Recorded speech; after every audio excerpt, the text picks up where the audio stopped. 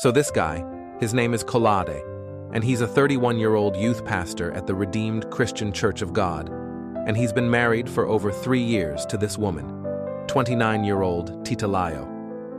Unfortunately, Kolade has a big problem. His marriage isn't going too well. Titilayo is actually the one in the family who makes a decent income, because she's a banker, while Kolade, well, he doesn't make much. They fight all the time, over several issues ranging from domestic abuse to infidelity. So one sunny Friday afternoon, Pastor Kolade runs out of his apartment, his hands severely injured and covered in blood. His cloth is also stained with blood, and in a state of panic, he washes his hands outside the building and then jumps into his green Honda Accord and speeds off, leaving his neighbors baffled.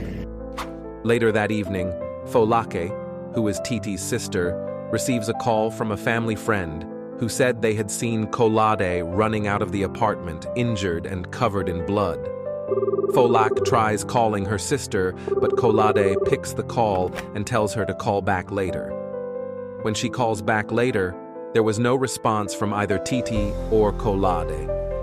Worried, Frantic informs her family, and they decide to visit Titi's home the next day.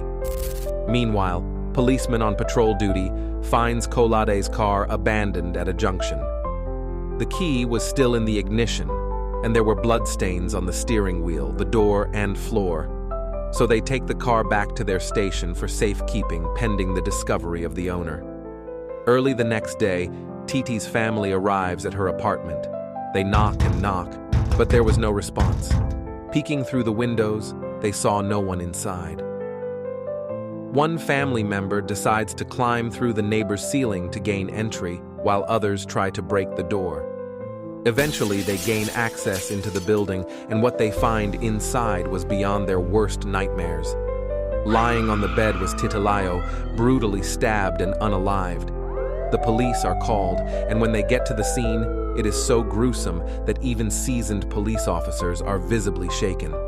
A kitchen knife was recovered from the scene, along with other items.